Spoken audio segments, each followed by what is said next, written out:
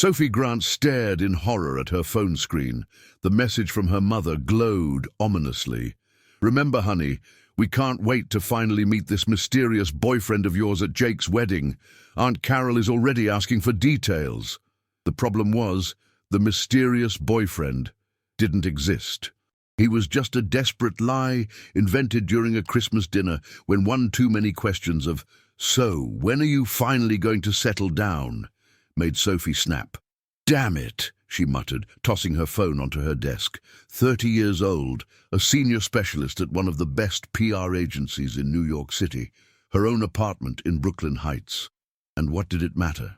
To her family, the only thing that counted was that she was single. The office around her hummed with life. Through the glass walls of her cubicle, she could see colleagues prepping a presentation for a new client. Momentum Strategies was one of the most prestigious agencies in the city, and Sophie was just wrapping up a campaign for a chain of luxury hotels. "Everything okay?" Megan, her closest friend and the agency's creative director, peeked into her cubicle. "You look like you just got subpoenaed." Sophie sighed heavily. "Worse. My cousin's wedding is in 3 weeks, and I have to bring my non-existent boyfriend. The same one I've been telling my family about for the last 6 months. Megan perched on the edge of the desk, adjusting her thick, black-framed glasses. "Okay, I get the problem, but did you really have to invent such a detailed backstory? A handsome architect who just got back from projects in Copenhagen? Seriously?" Sophie groaned, burying her face in her hands. "I fell into a spiral of lies. The more they asked, the more I made up. And now everyone wants to meet the perfect Adam at Jake's wedding." "Adam, you gave him a name?" Megan laughed, but seeing her friend's expression, she grew serious. "Okay, you have 3 options. Confess, hire someone, or break your leg the day before the wedding." "The last option sounds tempting," Sophie mumbled, then sat up straight. "Wait, did you say hire someone?" Megan raised her eyebrows. "You're not seriously considering—" "Why not?" Sophie suddenly felt a jolt of energy. "It's one wedding, 8 hours. I hire someone to play my boyfriend, my family gets off my back, and then we break up, and it's over." "You're insane," Megan stated, shaking her head. "Where are you going to find someone willing to do that?" "The internet," Sophie replied with conviction, already opening a new browser tab. "If you can order food, a car, and a cleaning service through an app, why not a fake boyfriend?" Megan watched her for a moment with a mixture of amusement and concern. "Fine, but at least do some decent research and stop grinning like that. You look like a psychopath planning the perfect crime." 3 days later, Sophie sat at a small table in the Daily Grind, a bustling cafe near Union Square, nervously turning an espresso cup in her hands.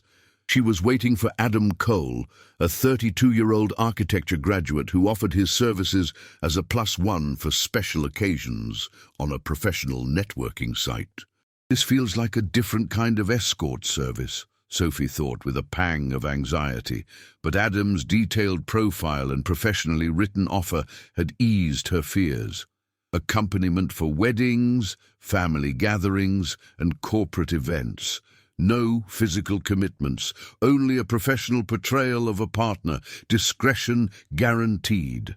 What's more, his photo was exactly what she needed. Handsome, but not model handsome. More like someone you'd see on the street and do a double take.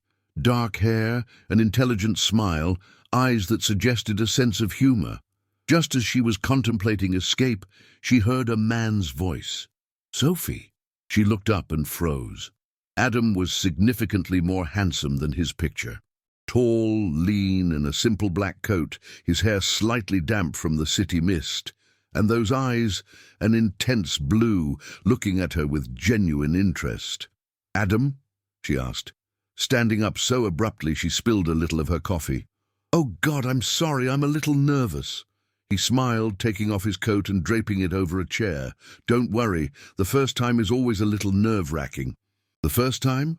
"The first time you meet someone you're planning to introduce to your family as your partner," he clarified, taking the seat opposite her.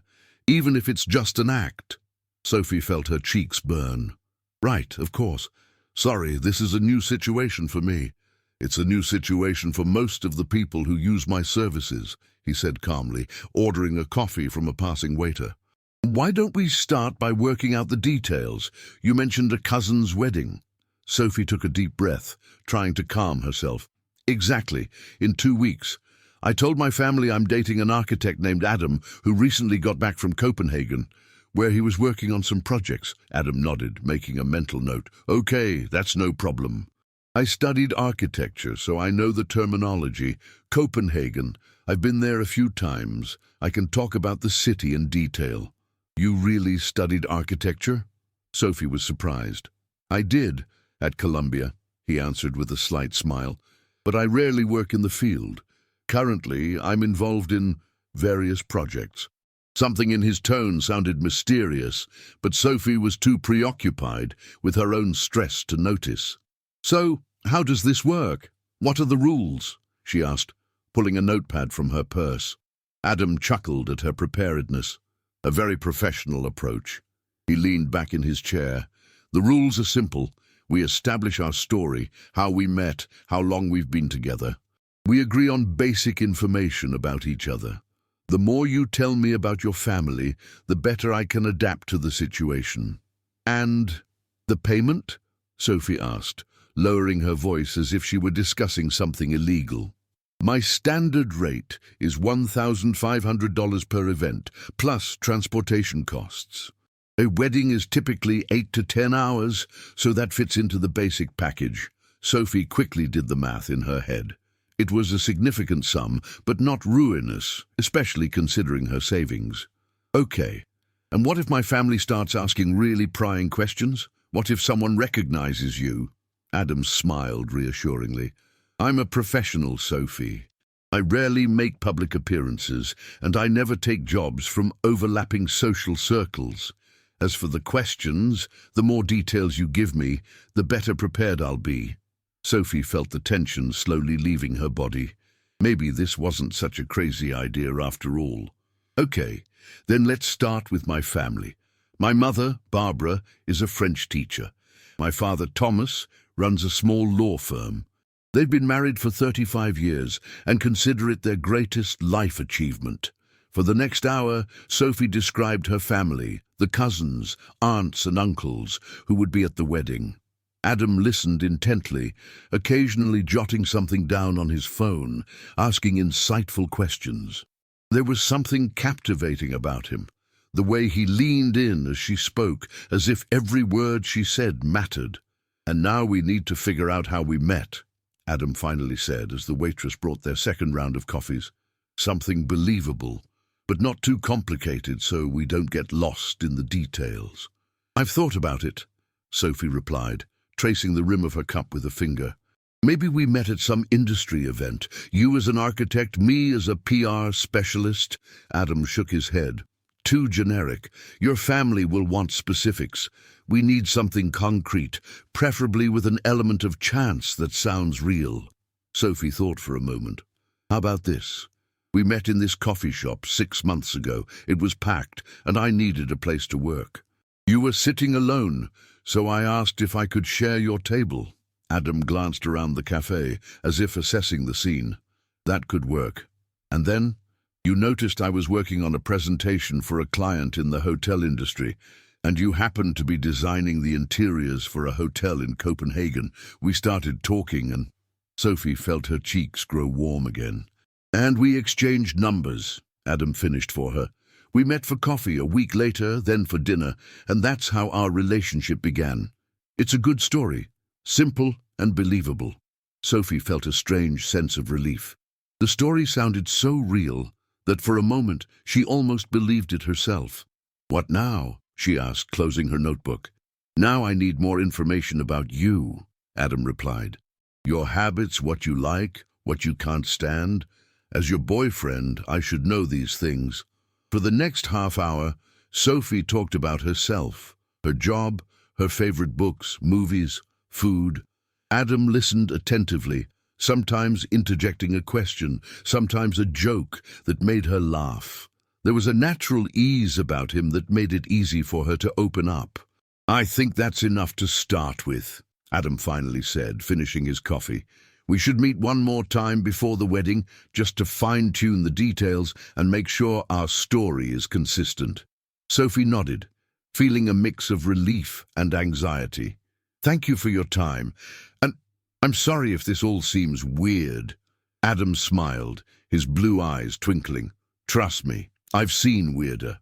Besides, he hesitated for a moment. You seem like someone who's easy to help.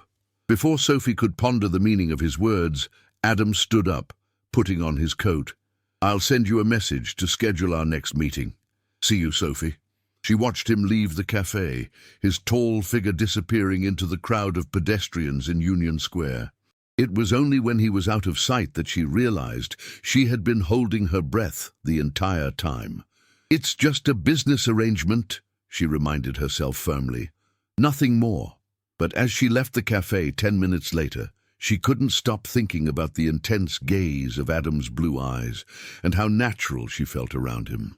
Almost as if their story about a chance meeting in a coffee shop could have been true. At the same time, a few blocks away, Adam got into an unassuming black BMW and answered his phone. How did it go? A voice asked on the other end. According to plan, Adam replied, starting the car. She has no idea who I really am. Sophie burst into Megan's apartment without knocking, an unspoken agreement they'd had since college. I met him, she called out, kicking off her shoes in the entryway. Megan was on the couch with a laptop and a glass of wine, surrounded by drafts of an ad campaign. Met who with... Wait, you actually did it? Megan sat up, pushing her glasses up her nose. You met the guy from the ad? Sophie flopped onto the couch next to her friend. Yes, and he's... perfect, too perfect, handsome, smart. He actually studied architecture. Megan, what have I done? Hold on. Megan set her laptop on the coffee table. Why are you saying that with such panic in your voice? Isn't that the point? Sophie hid her face in her hands. Yes, but I didn't expect him to be so real. I thought I'd meet some weirdo or an amateur actor, but he's normal, too normal. And now I'm wondering why a guy like that would need to rent himself out as a fake boyfriend. Megan poured wine into a second glass and handed it to her friend. Maybe he likes meeting new people. Maybe he needs the extra cash. Or maybe, she smiled wickedly, he's a serial killer looking for his next victim. Very funny, Sophie mumbled, taking a large gulp of wine. I'm serious. There's something mysterious about him. Like he's not telling me everything. And what did you expect? That he'd lay out his entire life for you at your first business meeting? Megan shook her head in amusement. You hired him to play a role, not to become your real boyfriend. Sophie sighed heavily. I know. It's just weird, paying someone to pretend to be interested in my life. Well, it's better than your previous strategy of avoiding all weddings and family gatherings. Megan clinked her glass against Sophie's. To your new, wonderful, paid-for boyfriend. Sophie smiled in spite of herself. To Adam, the best investment of my life. I hope. No, but later, when she was back in her own apartment, lying in bed and staring at the ceiling, she couldn't shake the strange feeling she'd had during her meeting with Adam. As if something about the whole situation was off. As if she had missed some important detail. Then again, maybe it was just her imagination. After all, what could possibly go wrong? It was just one wedding, 8 hours of pretending, and then they would each go back to their own lives and never see each other again. At least, that's what she told herself as she drifted off to sleep. A week before the wedding, Sophie stood in front of the mirror in her bedroom, critically examining the emerald green dress she had chosen for the occasion. The dress perfectly highlighted her slim figure and complemented her auburn hair, but Sophie still felt a sense of unease. Was it too elegant? Too formal? Would Adam have something that matched? This is ridiculous, she thought, shaking her head. I'm worrying as if this were a real relationship. Her phone buzzed, a text from Adam. I'm downstairs. Ready for our dress rehearsal? Sophie took a deep breath. After their first meeting, they had agreed they needed some extra practice before the wedding. A few hours of pretending to be a couple in a public place so their interactions would look natural.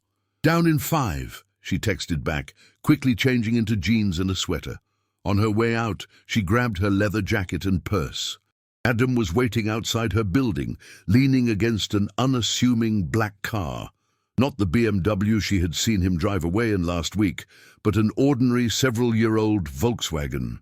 He was dressed simply in a navy blue shirt and dark jeans, but he still looked like he had just stepped off the cover of a magazine. "Nice car," she said as a greeting. "It's a rental," he replied with a smile.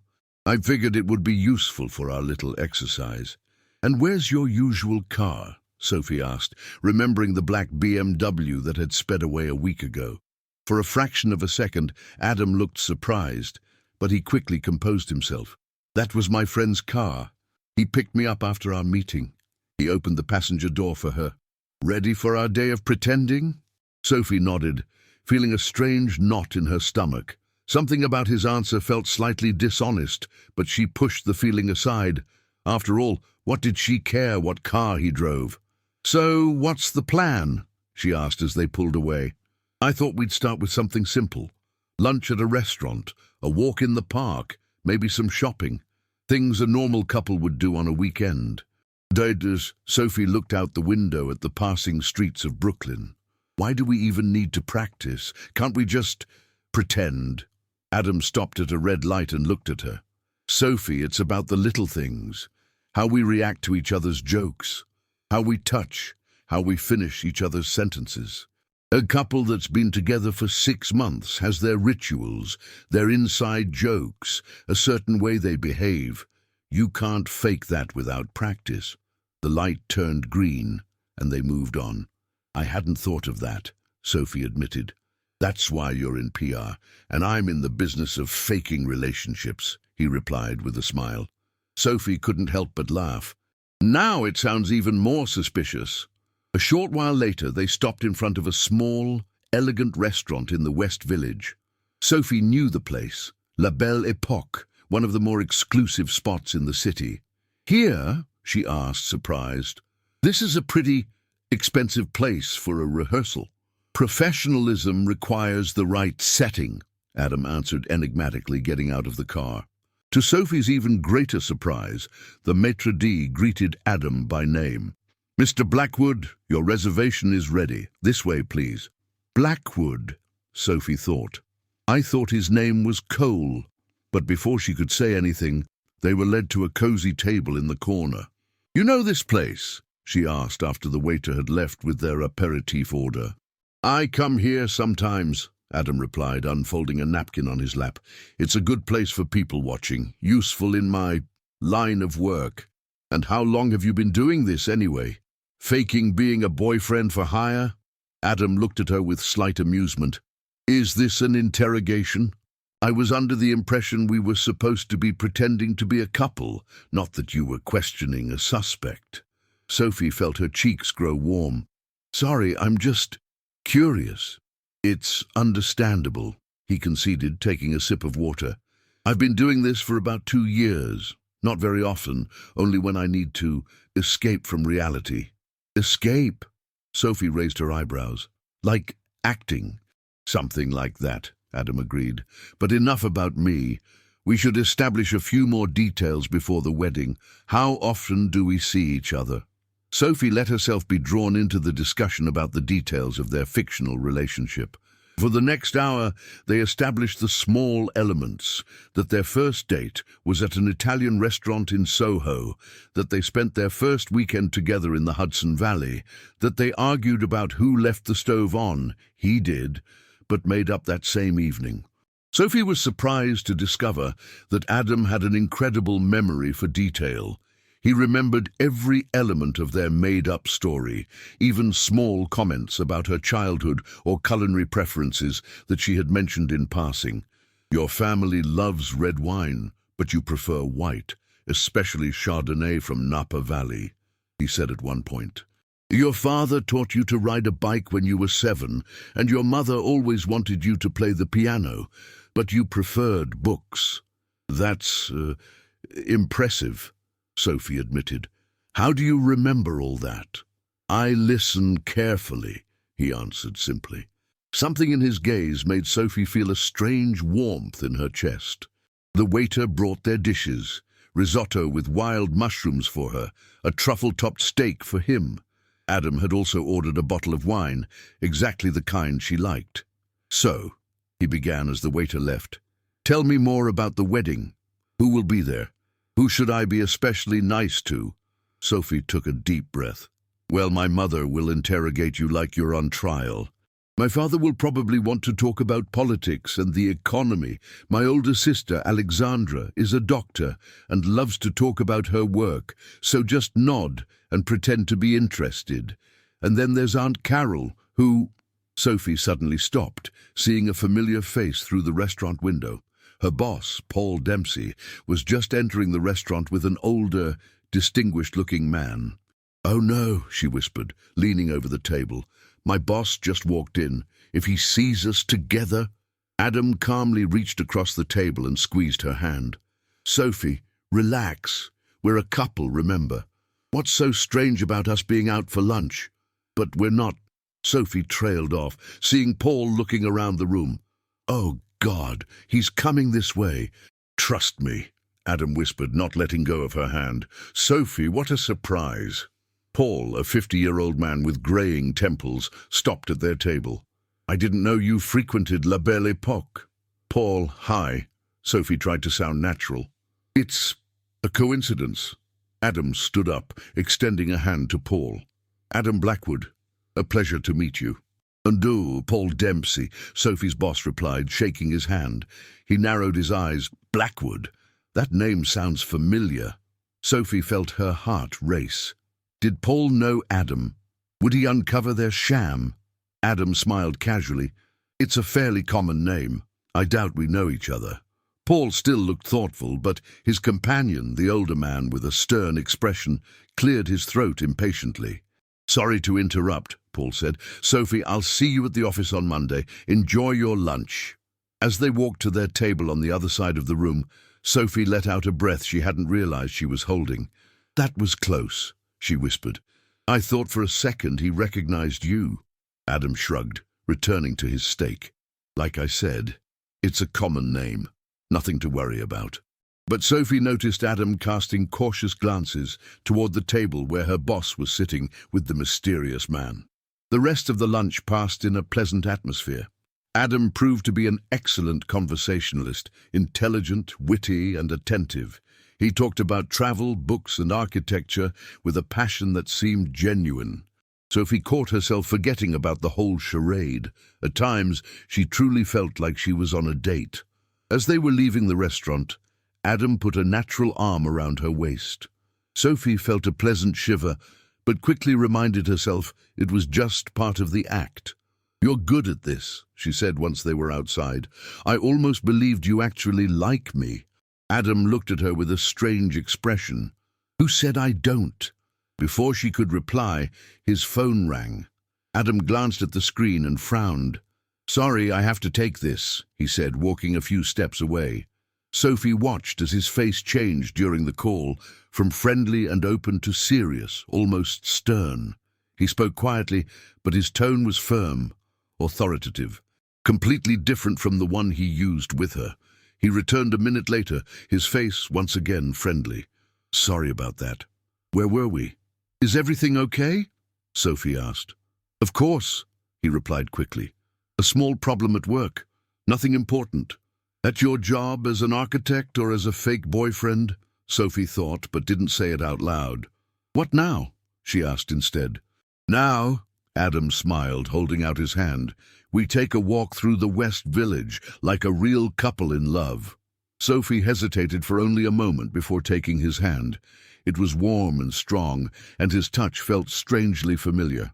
They spent the next 2 hours wandering the streets of the West Village, holding hands, stopping at shop windows, doing all the things a normal couple would do on a Saturday afternoon. Adam was perfect in his role. He would gently pull her close as they stopped to watch street performers. He bought her ice cream even though the temperature was too low for such treats. He laughed at her jokes and told his own. To a casual observer, they looked like a couple deeply in love who had been together for a long time. Sophie had to admit she felt good, natural.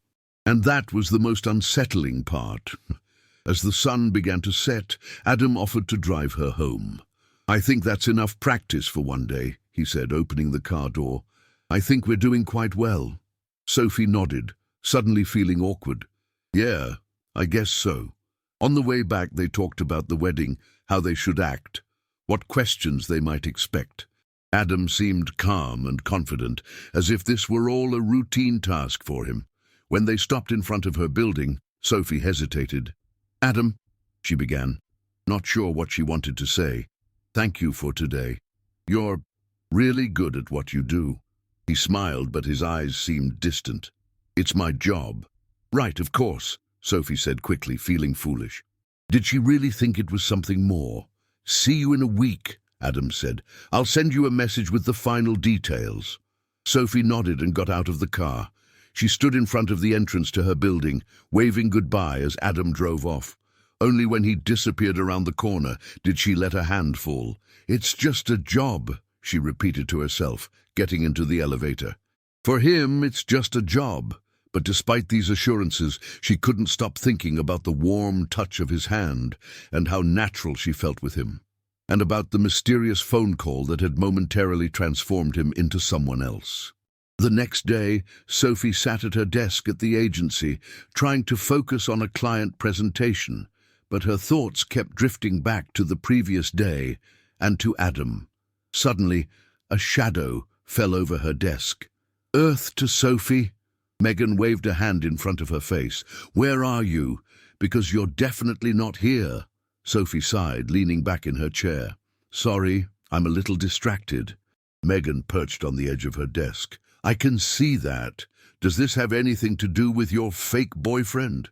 "How did you know?" "Because you look exactly the way you always look when you're starting to fall for someone," Megan replied with a wide grin. "What happened? Did he confess his undying love during your practice session?" Sophie rolled her eyes. "Don't be ridiculous. We just spent the whole day together yesterday, practicing for the wedding, and it was weird, good, too good." "Oh no," Megan feigned horror. "Don't tell me you enjoyed spending time with a handsome, intelligent man who was nice to you. What a tragedy." "You don't understand," Sophie lowered her voice. "It's all fake. He's being paid to make me feel good. It's his job." Megan grew serious. "Soph, I know it's a weird situation, but have you considered that maybe he's feeling something real too? People fall in love under stranger circumstances." "Now you're being ridiculous." Sophie shook her head. "He's a professional. To him, this is just another gig." "If you say so," Megan stood up, "but I noticed you didn't deny it when I mentioned falling in love." Before Sophie could protest, Megan was already walking away, leaving her with that unsettling thought. Was she really starting to fall for the man she had hired? Who was pretending to be interested in her for money? Even in her own head, it sounded absurd. That same evening, Adam sat in the spacious study of a luxury penthouse apartment atop a modern skyscraper in downtown Manhattan.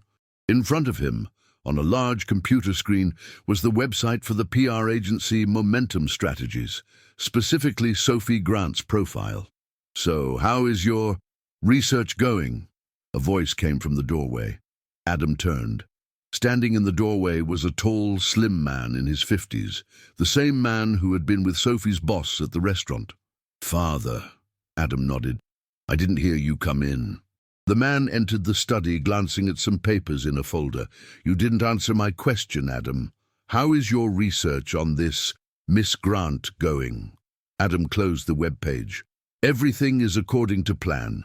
Her PR agency is running the campaign for Aura Hotels, our main competitor.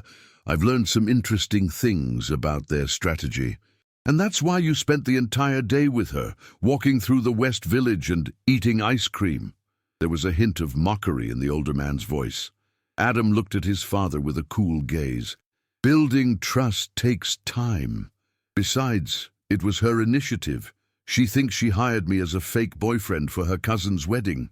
Absurd, the older Blackwood scoffed. But if it helps us acquire Aura hotels, so be it. Just remember, Adam, what your real priority is. Adam turned back to the computer. Of course, Father. I always remember. When the study door closed behind the older man, Adam opened a desk drawer. He took out a phone, a different one from the one he used with Sophie. He unlocked it and stared for a moment at a photo he had taken the previous day when Sophie wasn't looking, her laughing face as he told her a joke about an architect and a psychologist. For a moment, a shadow of a smile crossed his face, but he quickly suppressed it. He put the phone back in the drawer. Business was business. And the Blackwood Hotel dynasty always was and always would be his top priority, even if it meant deceiving someone he was starting to like. The day of the wedding arrived faster than Sophie had expected. She now stood in front of the mirror in her apartment, adjusting her emerald dress and trying to calm her nerves. Adam was due to pick her up in 20 minutes, and she still wasn't sure if this whole plan wasn't a gigantic mistake. Her phone buzzed, a text from Megan. "Break a leg today. Remember, it's just business, unless it's not." Sophie rolled her eyes. For a week, Megan had been incessantly suggesting that something real could develop between her and Adam. Absurd. He was a professional hired to play a role, nothing more. The doorbell rang, interrupting her thoughts. Adam was early. She opened the door and froze. In a dark suit, Adam looked stunning. His blue eyes widened at the sight of her. "You look beautiful," he said, his voice sounding sincere. "Thank you," Sophie replied, trying to maintain her professionalism. "You don't look so bad yourself." Adam laughed. "Always so direct." He held out a small box. "I thought this would go with your dress." Inside was a delicate silver bracelet with a small emerald stone. "Adam, I can't accept this." "It's part of the service," he interrupted gently. "A couple that's been together for 6 months exchanges small gifts. It's for credibility." Sophie let him fasten the bracelet on her wrist, ignoring the strange warmth she felt at his touch. The church ceremony went off without a hitch. When Sophie and Adam entered the reception hall holding hands, they immediately became the center of attention. Adam, true to his promise, was the perfect partner, charming, polite, always by her side but not overbearing. "So this is the mysterious Adam." Barbara Grant, Sophie's mother, practically threw herself at them as soon as they entered. "I finally get to meet the man who stole my daughter's heart." Adam shook her hand with a charming smile. "The pleasure is all mine, Mrs. Grant. Sophie has told me so much about you." Barbara beamed, instantly captivated. Sophie's father, Thomas, was a tougher case. He studied Adam with the careful gaze of a lawyer. "So, architecture. What area do you specialize in?" he asked as they sat at the table. "Mainly commercial buildings and hotels," Adam answered without hesitation. "I'm currently working on a project to revitalize an old factory building into a conference and hotel center." Sophie watched with admiration as Adam effortlessly answered her father's increasingly detailed questions. His knowledge of architecture was impressive. Either he had really studied it, or he was extremely well prepared. The evening passed surprisingly pleasantly. Adam fit in perfectly with Sophie's family. He joked with her cousins, complimented her aunts, and danced with the older ladies. Sophie caught herself thinking that if he were her real boyfriend, she would be incredibly proud of him. After a few hours and a few glasses of wine, Adam led her to the dance floor for a slow dance. His hand on her back was warm and steady. "You're doing great," she whispered as they swayed to the music. "My family loves you." "It's not hard," he replied, looking directly into her eyes. "They're wonderful, just like you." Sophie's heart beat faster. She had to remind herself that this was all part of the act. "Adam," she began uncertainly, "why do you really do this, pretending to be a partner? You're smart, handsome. You could have a real girlfriend," he finished with a slight smile. "It's complicated." "Ooh, we have all night," Sophie replied, feeling a courage that might have come from the wine. Adam was silent for a moment, leading her across the dance floor. Sometimes, he began quietly, it's easier to fake feelings than to actually feel them. It hurts less. Something in his voice, some hidden truth, made Sophie feel suddenly very close to him. She rested her head on his shoulder, inhaling the scent of his cologne. "I understand that better than you think," she whispered. They danced in silence, lost in their own thoughts and the rhythm of the music. For a few minutes, they both forgot that their relationship was just an act. Around midnight, Adam went to get drinks, and Sophie stayed at the table with Alexandra, her older sister. "I have to admit, I'm impressed," Alexandra said, watching Adam at the bar. "He's perfect, almost too perfect." Sophie laughed nervously. "What do you mean?" "I don't know." Alexandra narrowed her eyes. "There's something familiar about him, like I know him from somewhere." Sophie felt a pang of anxiety. "Maybe you've seen him on TV or at some event." "Maybe." Alexandra didn't look convinced. "How did you two actually meet?" Sophie repeated the prepared story about the chance meeting in the coffee shop.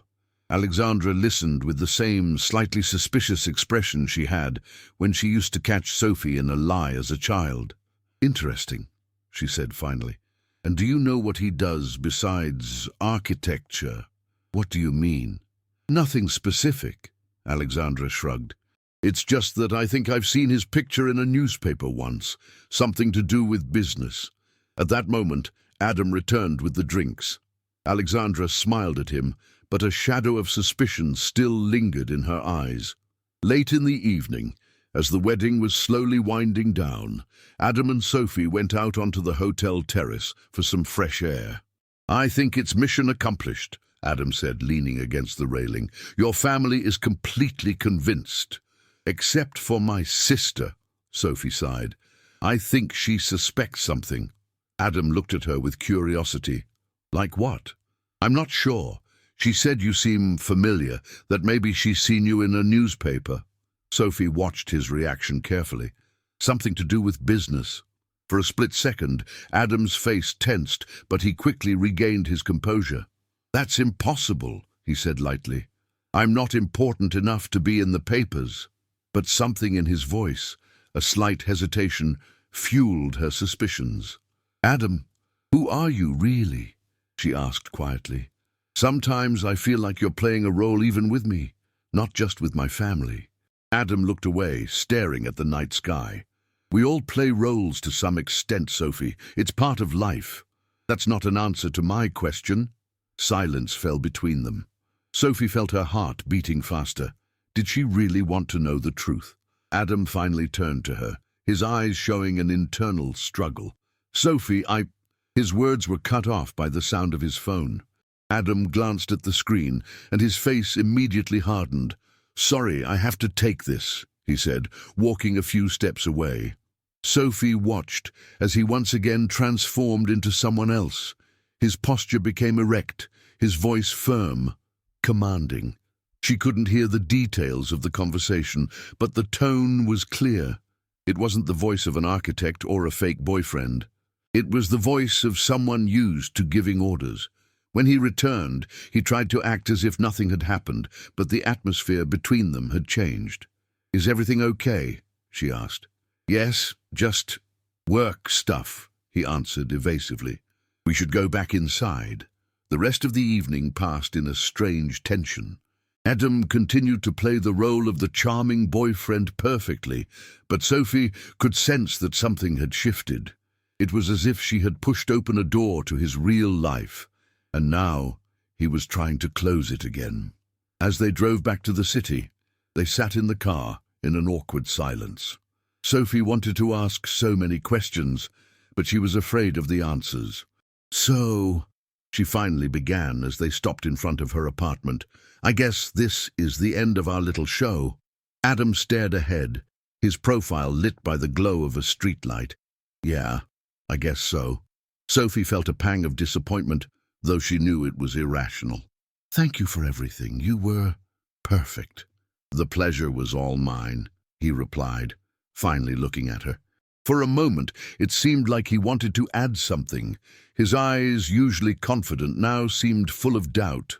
"Sophie, But again, he didn't finish. Instead, he reached into his jacket pocket and pulled out an envelope. "You're part of the deal," he said, handing her the money. Sophie looked at the envelope, suddenly feeling strangely hurt. Of course, it was just a business transaction. Nothing more. "Thank you," she said stiffly, putting the envelope in her purse. It was an interesting collaboration. She got out of the car, hoping that Adam would call her back, stop her, explain all the mysteries. But he just sat behind the wheel, his face unreadable in the dim light. "Goodbye, Adam," she said, closing the door. "Goodbye, Sophie," he replied quietly. She stood in front of her building, watching him drive away with a strange sense of loss, as if she had lost something she never really had. In the car, Adam slammed his hand on the steering wheel, cursing under his breath. He had a mission, a plan, a goal. His father was counting on information about the PR campaign for the rival hotel chain. And him? He had fallen for the girl he was supposed to be using. He took out his phone and dialed a number. "Father, we need to talk. I can't continue with this." Monday morning at Momentum Strategies was especially difficult for Sophie. The weekend spent with Adam, their dress rehearsal and the wedding, had left her with a mixture of emotions she couldn't name. Disappointment, longing, anger at herself for letting her feelings get involved with someone who was just a hired actor. "You look like you've been through the ringer," Megan commented, placing a mug of coffee in front of her. "Did the wedding not go well?" "It went perfectly," Sophie mumbled. "Adam was perfect. My family loved him. Everything worked out." "Then why do you look like you just lost your best friend?" Sophie sighed, turning the coffee mug in her hands. "Because I'm an idiot. I started to have feelings for a guy I paid to be my boyfriend. How pathetic is that?" "Not pathetic at all," Megan replied, sitting on the edge of the desk. "It's completely human. And maybe he felt something too. Did he try to contact you after the wedding?" "No," Sophie shook her head. "And he won't. It was business, nothing more." "But you felt something was there, right?" Megan pressed. "Between you two?" Sophie wanted to deny it, but she couldn't. There was something. In the way he looked at her during the dance, in his hesitation when they said goodbye, as if he too was struggling with something inside. "It doesn't matter," she said finally. "He's hiding something from me. I don't even know who he really is." "What do you mean?" Sophie told her friend about Adam's strange behavior, the mysterious phone calls, her sister's comment about recognizing him. That is suspicious," Megan admitted. "Maybe you should Google him." "I already tried. I couldn't find anything specific. He's too ordinary, or too careful," Megan noted. "What if he really does have something to hide?" Their conversation was interrupted by the appearance of Paul Dempsey, the agency's boss. "Sophie, good. You're here. Board meeting in 15 minutes. We have an important guest." Sophie sat in the conference room, reviewing her notes on the campaign for Aura Hotels, their biggest client. As the lead PR specialist on this project, she had to be prepared for any question. The door to the room opened, and Paul entered, accompanied by the distinguished older man Sophie recognized from the restaurant. But it wasn't him who caught her attention. Behind them walked Adam. Sophie felt the blood drain from her face. Adam was dressed in a perfectly tailored suit, looking more formal and serious than ever before. When their eyes met, an expression of such profound shock crossed his face that Sophie knew he hadn't expected to see her here either. "Ladies and gentlemen," Paul began, "I'd like to introduce our guests today, Mr. Sterling Blackwood, CEO of the Blackwood Hospitality Group, and his son and Vice President, Adam Blackwood." Sophie felt the world spin around her. Adam Blackwood, Vice President of the Blackwood Hospitality Group, the biggest competitor of Aura Hotels, the client whose campaign she was leading. "Some of you may have already met Adam," Paul continued, oblivious to the bomb he had just dropped. "For instance, our Sophie had the pleasure of meeting him recently." Sophie didn't hear the rest. A horrifying puzzle was coming together in her mind. Adam wasn't an architect for hire. He was the VP of a rival company. He had deliberately gotten close to her, pretending to be someone else. Why? For information about the Aura Hotels campaign. She felt a surge of fury mixed with humiliation. He had used her, deceived her, and she, like a naive idiot, had started to fall for him. Throughout the meeting, Adam tried to catch her eye, but she consistently avoided his gaze, focusing on his father's presentation. Sterling Blackwood was proposing a collaboration between their hotel group and Momentum Strategies on a new project, the revitalization of a historic building in downtown Manhattan.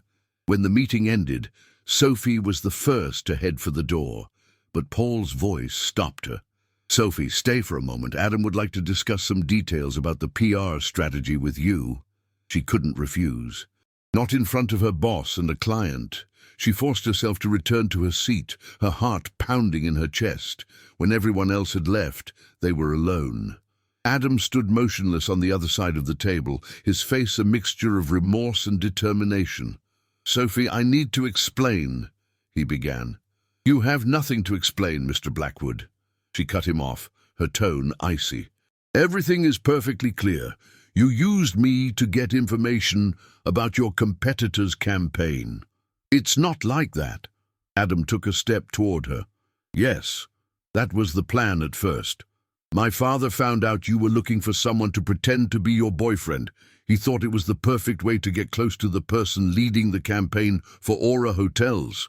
So you admit it." Sophie felt anger welling up inside her. "It was all a lie.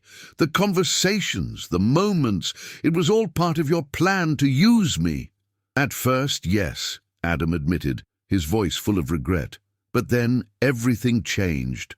I changed. Sophie, you have to believe me." "Do I?" She laughed bitterly. "I don't have to do anything, especially believe someone who has been lying to me the whole time." "Who are you really, Adam? Is that even your real name?" "Yes, I'm Adam Blackwood," he answered quietly. "VP of BHG, my father's company. The rest, most of what I told you was true. I did study architecture. I do like the same books we talked about. What I said about myself, about my feelings, that was real. How can I believe that?" Sophie shook her head, feeling tears welling up in her eyes. "Your business card should read, Adam Blackwood, professional liar." "Sophie, please." Adam took another step toward her, but she backed away. "Don't come near me. I'm done with you. I'm done with all of this." She moved toward the door, but his words stopped her. "That's why I quit the project." She turned around slowly. "What?" "I quit the project of spying on you and Aura Hotels," Adam said. "On Sunday, right after the wedding, I told my father I couldn't go through with it, that it was unethical." For a moment, Sophie wanted to believe him. She wanted to think that at least that was true, but how could she trust someone who had built an entire relationship on a lie? "I don't care," she said finally. "Stay away from me, Adam, and from my agency. I'm going to tell Paul that collaborating with BHG is a mistake." "Don't do that." Adam suddenly seemed desperate. "Please, this partnership is important for your agency, for your career. Don't let my mistake—" "Your mistake?" she interrupted. "Deceiving me wasn't a mistake, Adam. It was a conscious choice, a series of choices. Every day, for every moment we spent together, you chose to lie." "I was choosing you," he said quietly. "In the end, I was choosing you, not the company, not my father's plan." Sophie felt her heart stop for a moment, but then the memory of humiliation and betrayal washed over her in a new wave of anger. "Too late," she said, opening the door. "Far too late." That evening, Sophie sat on the couch in Megan's apartment, surrounded by empty ice cream cartons and tissues. "So he was Sterling Blackwood's son the whole time," Megan summarized, shaking her head in disbelief. "Adam Blackwood, heir to the hotel empire that competes with our biggest client. He used me," Sophie repeated, staring blankly at the wall. "All that pretense, the charming gestures, it was all part of a plan to get information about the campaign from me." "But he said he quit that plan," Megan pointed out. "Maybe he really did develop feelings for you. What does it matter?" Sophie wiped her tears with the back of her hand. Our entire relationship was built on a lie. How could I ever trust him? I don't know, Megan admitted. But I saw the way he looked at you during that meeting. That wasn't the look of a man who was just faking his feelings. Sophie reached for her phone, which she had been ignoring all day. She had 12 missed calls and 5 messages, all from Adam. Sophie, please, let me explain. It wasn't supposed to be like this. I never wanted to hurt you. What I said about my feelings was real. Please meet me, just once. For a moment, her finger hovered over the callback button, but she quickly pulled it away. No, she couldn't. She had her pride, her career, her principles. What are you going to do? Megan asked. Nothing, Sophie replied firmly. Adam Blackwood is dead to me. I need to focus on saving my reputation at the agency and my relationship with our client. But that night, lying in bed, she couldn't stop thinking about his words. I was choosing you. Could it be true? Could a man who built an entire relationship on a lie really fall in love? And did she, despite everything, feel the same? At the same time, Adam sat in his apartment, staring at his phone. No response from Sophie. He didn't blame her. He deserved her anger, her contempt. But he couldn't stand the thought of her believing that all their moments together were a lie. So, you couldn't convince her after all. Adam looked up. His father was standing in the doorway, holding a glass of whiskey. No, he answered curtly. Sterling Blackwood sighed, walking closer. I don't understand you, son. Does this girl mean that much to you? More than the company? More than our family? Adam put his phone down. It's not a matter of choice, Father. I shouldn't have lied to her. It was wrong. Wrong. Sterling raised his eyebrows. There's no room for such sentiments in business. Do you think Aura Hotels would play nice if they had a chance to learn our plans? I don't care, Adam replied, standing up. I'm not you. I don't want to do business that way. And how do you want to do it? There was mockery in the older man's voice. With honor? With integrity. Those virtues don't build empires, my boy. Maybe I don't want an empire, Adam said quietly. Maybe I want something more. Sterling looked at his son for a long moment, as if seeing him for the first time. You've fallen in love with her, he stated finally, with that PR girl. It wasn't a question. Adam didn't deny it. And now what? Sterling asked. Are you going to lose her and the company in one move? I don't know, Adam admitted. But I know I have to fix what I broke. I have to prove to her that I can be a man she can trust. Sterling finished his whiskey and set the glass down. Well then, I wish you luck. You're going to need it. When his father left, Adam went back to staring at his phone. He knew that one apology wouldn't be enough. He needed a plan, a way to prove to Sophie that his feelings were real, even if it meant putting everything on the line. 3 days after her confrontation with Adam, Sophie threw herself completely into her work. She devoted every minute to the Aura Hotels campaign, as if a perfect PR strategy could erase the memory of his blue eyes and the feeling of betrayal that still lingered in her heart. You have to talk to him eventually, Megan said, placing a coffee in front of her one morning. We have nothing to talk about, Sophie replied firmly, not looking away from her monitor. He calls the office every day. He sends flowers. Yesterday he stood outside the building for 2 hours. That's not my problem, Sophie cut her off. He should have thought about that before he decided to use me. Megan sighed. What if he really regrets it? What if he really... Don't finish that sentence, Sophie warned. People who love you don't lie to you at every turn. The phone on her desk rang. Sophie answered, expecting a client. Sophie Grant speaking. Sophie, it's Paul. Come to my office immediately. Her boss's voice sounded serious. Sophie felt a sense of dread. Had something happened with the campaign? A surprise was waiting for her in Paul's office.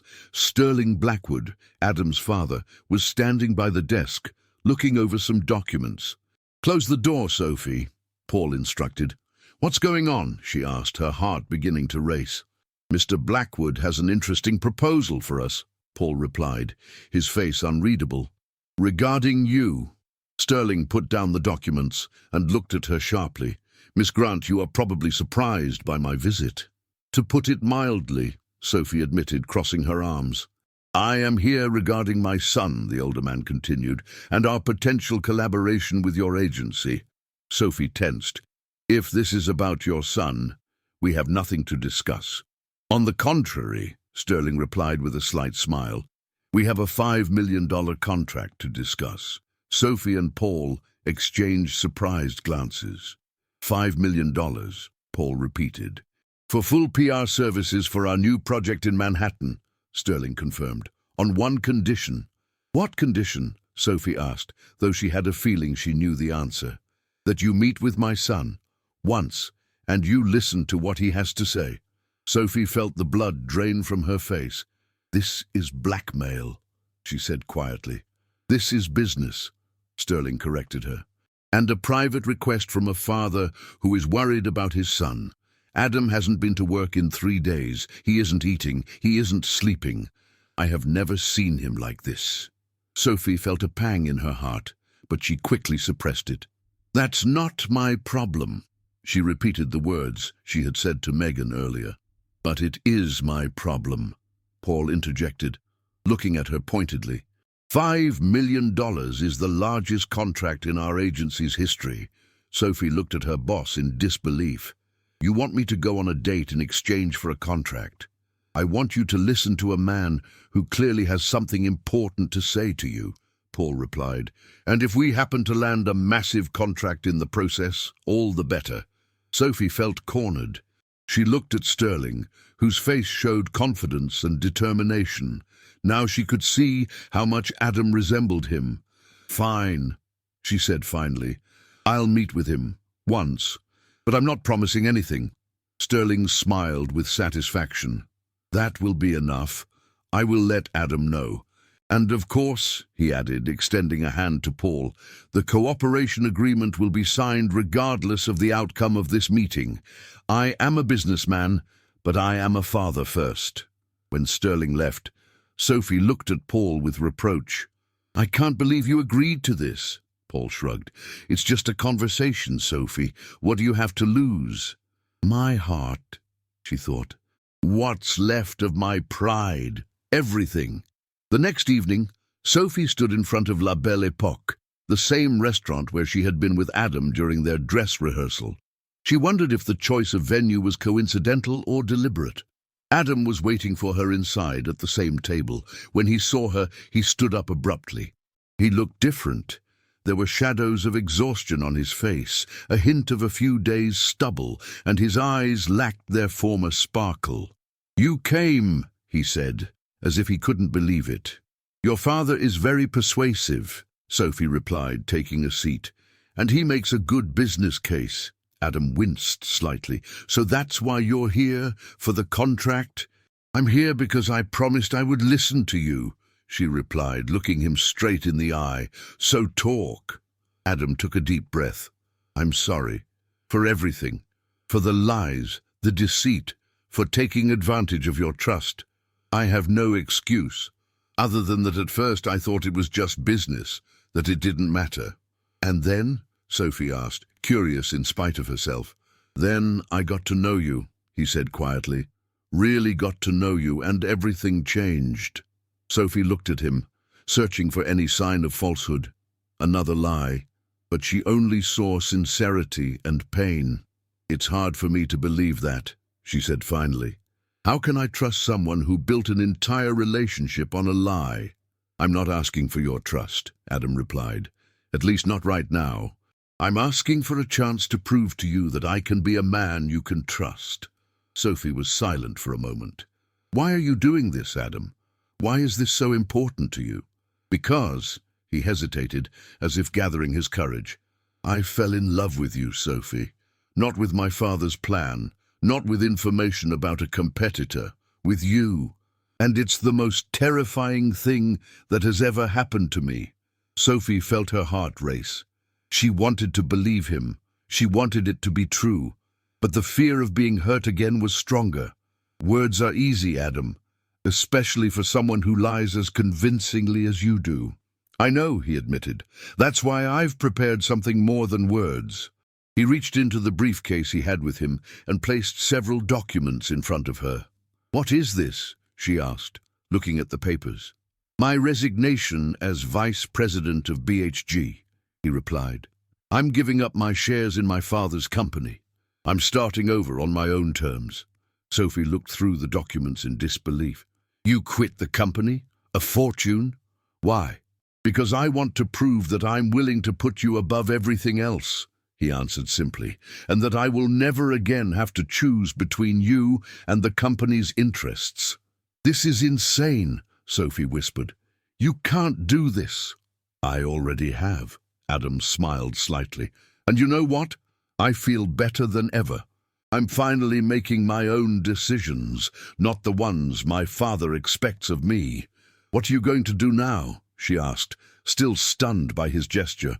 "Go back to architecture, open my own design firm, start from scratch." Sophie looked at him, feeling her resistance slowly melting away. Would he really be willing to give up a multi-million-dollar empire for her, for a chance to rebuild what he had destroyed? "Adam, You don't have to say anything," he interrupted gently. "I don't expect you to forgive me right away, or to believe me right away. I'm just asking for one thing." "What?" "Let me prove to you that I'm the man you thought I was, that the Adam you got to know wasn't a complete lie." Sophie looked at him, feeling an internal struggle. Her rational mind told her to reject his plea, to protect her heart from another wound. But another part of her, the part that remembered the warmth of his hand during their dance, his laughter, the way he looked at her as if she were the only person in the world, that part wanted to give him a chance. "1 month," she said finally. "I'll give you 1 month to prove that I can trust you." Adam's face lit up with hope. "You won't regret it, I promise." "Don't make promises you're not sure you can keep," she warned him. "This is the only one I'm absolutely sure of," he replied with such sincerity in his eyes that Sophie felt her heart melt. Maybe it was a mistake. Maybe she would be disappointed again. But as she looked into his eyes, so full of hope and determination, she couldn't help but think that maybe, just maybe, this time, everything would be real. Sterling Blackwood sat in his office as his secretary showed Megan in. "Did everything go according to plan?" he asked, gesturing for her to take the chair opposite his desk. Megan nodded. "Exactly as we discussed." Sophie agreed to give Adam a chance. "Excellent." Sterling smiled with satisfaction. "And the contract for your agency is already being drafted." "With all due respect, Mr. Blackwood, don't you feel any remorse?" Megan asked. "We're manipulating two people who really have feelings for each other." Sterling chuckled softly. "My dear Miss Davis, sometimes people need a little push in the right direction. My son is too stubborn to admit how much he cares for your friend, and she is too proud to give him a chance without the proper motivation." "And what about his resignation from the company?" Megan asked. "That wasn't part of the plan, was it?" "No," Sterling admitted, his expression suddenly serious. "That was his decision, completely unexpected and impressive. Perhaps he has finally grown up enough to make his own decisions, regardless of my opinion." He glanced at a photo on his desk of a younger Adam in a cap and gown at his graduation. "You know, Miss Davis, sometimes the greatest proof of love is letting someone go their own way, even if it's not the path you chose for them." Megan looked at the older man with a newfound respect. Maybe he wasn't the ruthless businessman she thought he was. "And what about you? What will you do now without a vice president?" Sterling smiled mysteriously. "Oh, I'm sure Adam will be back, but on his own terms, and as a stronger man. In the meantime," he reached for his phone, "I have to call my wife. She'll be thrilled to hear that our son has finally found someone he's willing to sacrifice everything for." Megan left the office with the strange feeling that despite all the manipulation and lies, this story might just have a happy ending after all. A month later, Sophie stood in front of the mirror in her bedroom, getting ready for another wedding. This time, it wasn't her cousin's, but her best friend Megan's, who had surprised everyone with a whirlwind engagement and an equally fast wedding to Peter, her longtime friend. "How do I look?" she asked, turning in her navy blue dress. Adam, sitting on the edge of the bed, looked at her with admiration. Stunning, as always. The last month had been a time of transformation for both of them. Adam, true to his word, had opened a small architectural firm, focusing on projects to revitalize historic buildings. Sophie had been promoted to director of PR at her agency after the Aura Hotels campaign turned out to be a huge success. And most importantly, they were learning to trust each other. Adam had kept his word, being completely honest with her about everything. Sophie was slowly opening up to him, letting their relationship, this time a real one, develop naturally. "Have you ever wondered," Adam asked, handing her a necklace, "what it would have been like if we had met normally, without all the pretending and lies?" Sophie let him fasten the clasp of the necklace, feeling a pleasant shiver as his fingers brushed her neck. "Sometimes," she admitted. "But then, I think that maybe this is how it was supposed to be. Maybe we needed all of this to appreciate the truth when we finally found it." Adam wrapped his arms around her from behind, their eyes meeting in the mirror. "You have a philosophical take on my deception," he noted with a slight smile. "Not on the deception," she corrected him, turning to face him. "On our story, which started with a lie but led us to the truth." Adam hugged her tightly. "You are the best thing that has ever happened to me, Sophie Grant, and I promise I will never lie to you again. And I promise I will never pay you to be my boyfriend again," she replied with a smile. That was by far the most expensive and complicated first meeting in the history of dating. They laughed, reminiscing about how far they had come since that day in the coffee shop. "We have to go," Sophie said, checking the time. "Megan will kill us if we're late." "Just one more thing," Adam stopped her, reaching into his jacket pocket. "I wanted to give this to you at the wedding, but I think it's better to do it in private." He took out a small box and opened it. Inside was a ring, simple, elegant, with a small emerald that perfectly matched the color of her eyes. "Adam," Sophie whispered, her heart racing.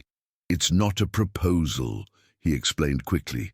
"Not yet. It's a promise that whatever the future holds, I will be by your side, honestly and truly, without masks or pretense."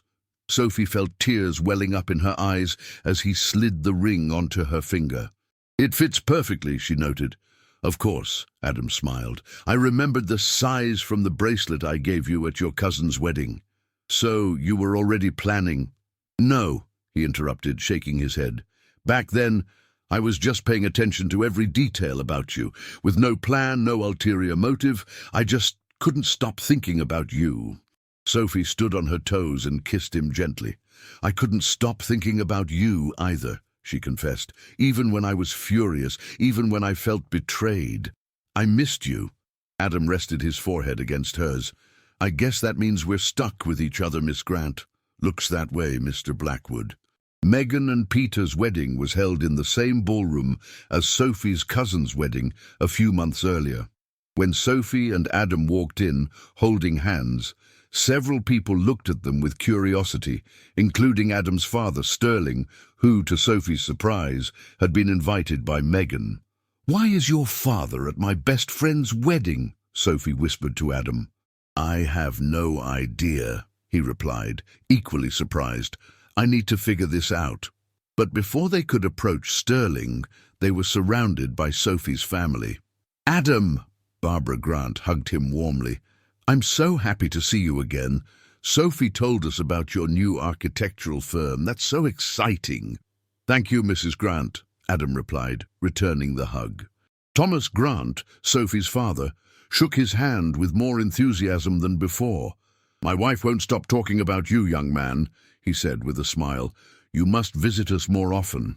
Sophie watched the scene with a mixture of amusement and disbelief. Her family had completely fallen in love with Adam, this time the real Adam, not the hired actor.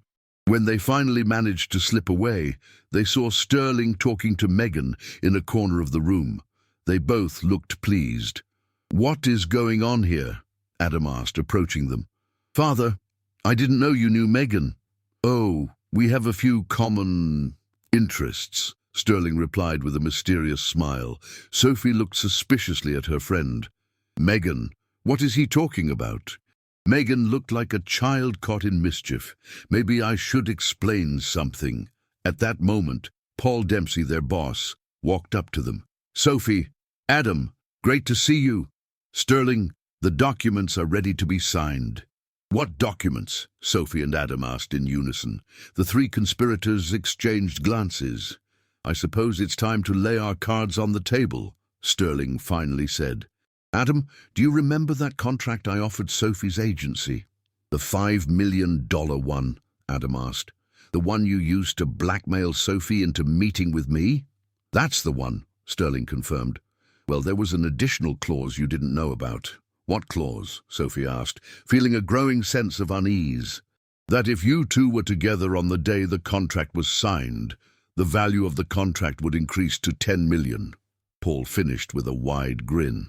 Sophie and Adam looked at them in disbelief. Wait, Adam finally said. Did you plan all of this? Us together? Don't be ridiculous, son, Sterling scoffed. We couldn't plan for you to fall in love, but we could create the circumstances that would give you a chance to get to know each other and to overcome your stubbornness. So this was some kind of corporate matchmaking scheme? Sophie asked, not knowing whether to laugh or be angry. You could say that, Megan admitted with a mischievous smile, and it worked perfectly. Adam shook his head in disbelief. So my resignation from the company was completely unplanned and unnecessary, Sterling finished, but impressive. It showed me that you have finally become a man who makes his own decisions, even if I don't agree with those decisions. So what now? Adam asked, still stunned. Now, Sterling placed a hand on his son's shoulder, I am inviting you back to the company, but on your terms, as a partner, not a subordinate, and with full freedom to also run your architectural firm, if that is your wish. Adam looked at Sophie, as if searching for an answer in her eyes. And what about us? Our relationship? That, Paul said, we will leave for you two to figure out. Sophie looked at the three conspirators, slowly putting all the pieces of the puzzle together. She should have been furious about the manipulation, about the meddling in her life, but when she looked at Adam, at his equally surprised face, she couldn't help but laugh. This is the strangest how we met story I have ever heard, she said, taking Adam's hand, and probably the only one where a corporate conspiracy led to something good. Adam squeezed her hand, smiling as well. So you're not angry? I am, she answered honestly, but I'm also happy, and the second feeling is stronger. Sterling looked at them with satisfaction. I knew you two were a match from the moment I heard Adam talk about you, even when he thought it was just part of a business plan. His eyes betrayed the truth. Megan raised a glass of champagne. To the strangest couple I know, who prove that sometimes the best relationships start with a lie but end in truth. They all raised a toast. Sophie and Adam looked into each other's eyes, knowing that despite all the lies and manipulation, they had found something real, something that was worth every obstacle. Later, as they danced on the floor, in the same spot where they had pretended to be a couple a few months ago, Adam held Sophie tightly. You know what's funniest? He whispered in her ear. If you hadn't invented that fake boyfriend, if you hadn't lied to your family, we never would have met. So sometimes a little lie can lead to a big truth, she replied, resting her head on his shoulder. To the most beautiful truth, Adam corrected her, kissing her gently on the forehead, that I love you, Sophie Grant, truly and honestly. And I love you, Adam Blackwood, she replied, looking into his eyes, and this time, I'm not paying you to say that. They laughed, twirling on the dance floor, happy in the truth they had found amongst the lies. In a corner of the room, Sterling Blackwood watched the dancing couple with a look of satisfaction. We did it, he said to Megan and Paul, who were standing beside him. Did you really believe this would work? Megan asked. This whole complicated plan? I believed in one thing, Sterling replied, his eyes fixed on his son and his partner. The true feelings will always find a way, even through a labyrinth of lies. You just have to give them a chance. And a $10 million incentive, Paul added with a smile. Details, Mr. Dempsey, details, Sterling laughed, raising his glass. To a love that conquers all obstacles, even the ones we create ourselves.